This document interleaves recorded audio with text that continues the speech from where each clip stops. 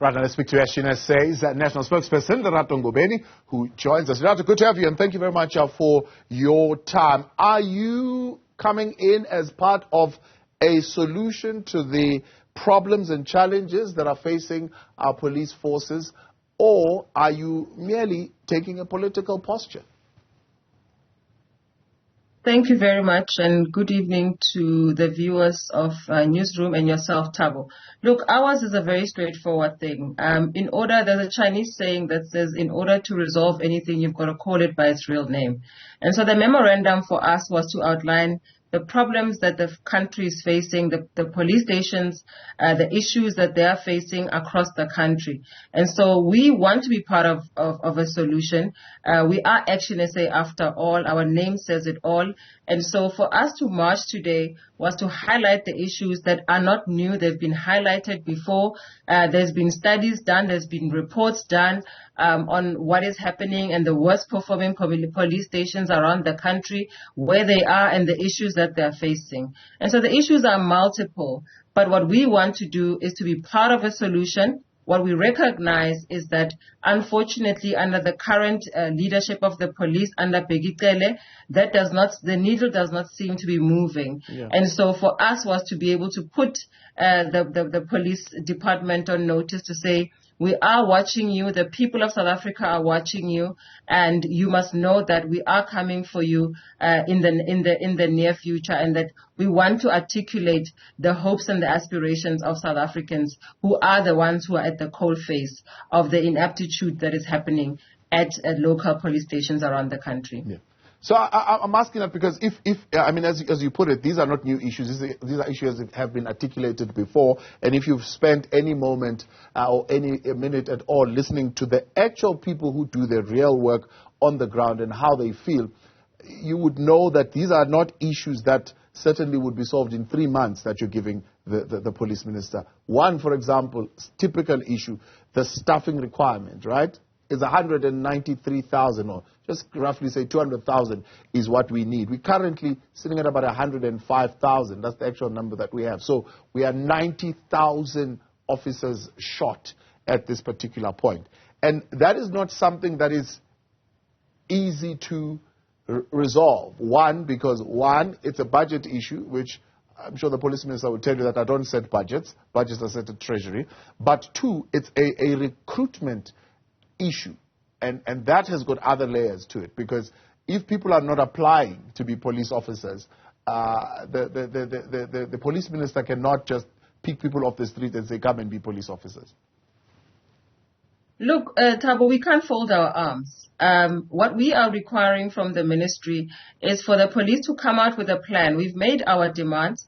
It is up to them to come back to us and say, this is our plan going forward. We acknowledge that these issues are prevailing and they've been long-standing, and therefore we are thinking about what plans and what resolutions we can come to be able to resolve this issue. The reality is that we can't throw our hands up in the air and say there's no money. Yeah. The reality is also that, there's a lot of money that is going back to Treasury that is unspent. There is a lot of resources that are being wasted within the state. For example, what was disappointing for us today when we were at the department, that building has been acquired by the department, we believe, between 2016 and 2017. And it was amazing to see the sign that doesn't even say the Department of Police. It still bears the sign of Telkom when the building was acquired. It is filthy there. I mean, if you're looking at resolving the issues, you've got to also give people the dignity that they require to be able to come to work. When you go to Newzroom Afrika every morning, I'm sure you don't jump around at the stairs, jumping across, bottles of used Coca-Colas and rubbish, etc. When we were there, we had to also, before we left, clean up, even though we never even used the premises that were there. What we require is a plan. You can have all of the resources that they've had in the past that they've misused. What we need now is a plan. So we're not asking them to solve the issues overnight. These issues, as I say, they've been prevailing. Some of them have been reported since 2007. And we're sitting now at 2023 and they still continue. So whatever the issues they can come back with that you've articulated, they can also come back to say, we recognize the problem. Here is the 10-point plan, or here is the 5-point plan. Or whatever that they have considered, to be able to say, here's how we're going to resolve the issues that are of crime and lawlessness in our country and the abdication of the rule of law in our country. That is what we are asking the police ministry to come back with. We're not asking them to come back to ActionSA. We are asking them to come back to the people of South Africa. Because one of the things that we did over and above the memorandum is that, as we always do as ActionSA, we always conduct polls. We always speak to communities around the issues that are affecting them. And we handed over the dossier of the issues that are being faced by communities across all 9 provinces at different police stations to say each and every one of these police stations is dealing with closure when load shedding happens, what happens to communities when that happens. And so they have that access to that documentation. We've gone our way to give them the tools that they need, and additional tools that they need to be able to consider and be able to come back to us. If they're not able to come back to us in 3 months, it is incumbent upon them to communicate as such. Yeah. And so somebody else asked me in another interview, whether the minister was there. We've never expected ministers to receive us when we give them these memoranda. Right. We are not, perturbed at all by who receives the memorandum. But I'm interested, as you're there, as you say, you've given them some pointers as well.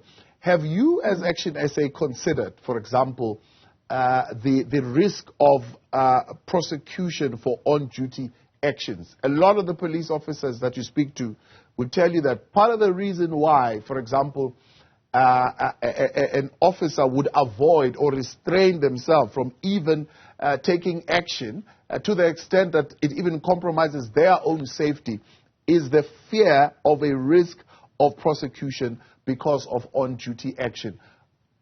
If you consider that, what is your proposal? Look, we are not the Department of Police. What we are advocating for and what we went to deliver that memorandum for is on behalf of the people of South Africa who are struggling with what is happening at police stations around the country. They are the first port of call for reporting. If you are going through something in your household, somebody has burgled you, or you've just been assaulted by somebody, the police station is your first port of call. The HR issues that happen within the department is the department's work to be able to respond to those. One of the demands that we also outlined in the memorandum is for the police service to come back to us to say, how is it that you're going to create an enabling environment for the police, the good men and women in blue, who are there to service communities, who do adhere to the principle of to protect and serve?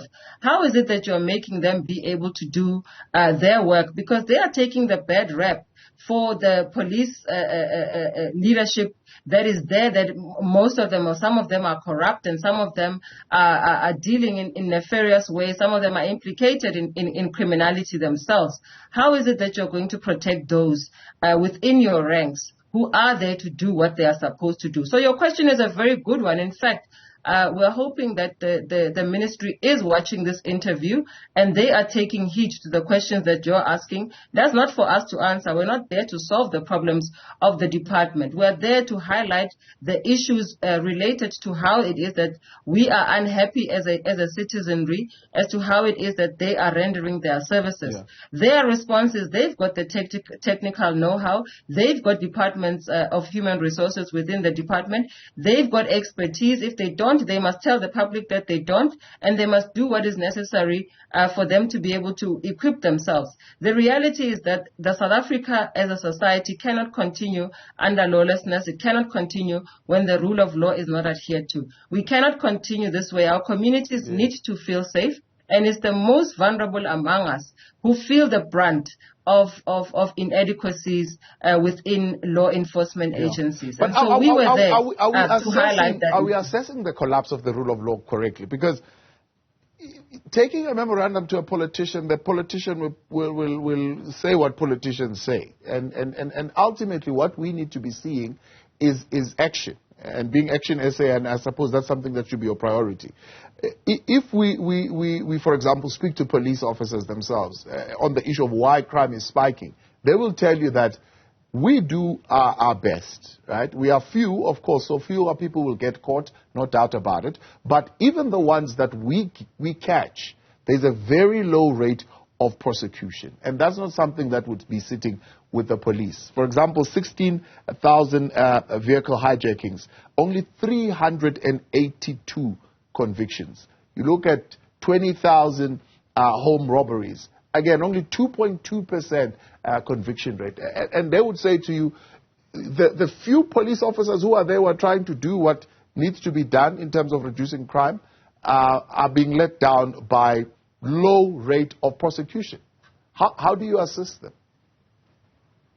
Look, we have been an organization that has also highlighted the collapse of the rule of law and also the lack of prosecutions with the NPA. I mean, we're dealing with so many cases as an organization. We're not the only organization that is acting on behalf of citizens to be able to have access to justice. But, you know, one of the things that we advocate for, and this is the reason why the march happened, was to say that, you know, you can't keep quiet. You can't sit there and we must put pressure where pressure hits the most. It's like saying, you know, if you want to hit somebody, hit them either in the stomach or hit them in the pocket. And so, you know, where it is the cold face of the police, we understand that. But if they're feeling the pressure, let them put the pressure on the next level of law enforcement that exists in the country. So our highlighting this issue is not just to say the police are the most useless department of all. What we are saying is that our people have come back to say we are experiencing these difficulties at police stations, at the level of NPA. The time will come when that happens, we'll march to the NPA. But currently the information that we have, the information that we have supplied to the police is the information that people on the ground have given us to say, when we go to police stations, these are our experiences. And so we were going to the department to highlight that on behalf of the people of South Africa who have been in touch with us. And so we're not saying we have the solutions, Thabo. What we are saying is that you've got to highlight these things. You've got to put pressure where pressure is needed so that pressure can go upwards. I mean, this is the lowest access, you know, front for the general public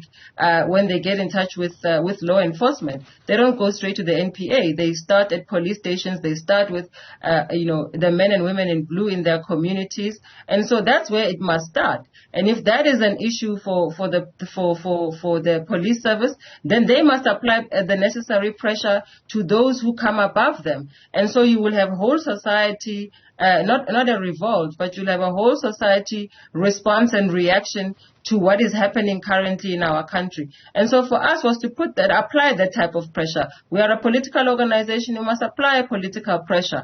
And political pressure must reach where it must reach. And that was the aim of the march. And we believe that we achieved what we set out to do and the objective that we set out to do today. Much appreciated. Thanks for coming on. Lerato Ngobeni speaks on behalf of the ActionSA party that marched to the headquarters of the police today to air their grievances and hand over a memorandum of demands and actions that need to be taken by the minister in the next 3 months or else face court action.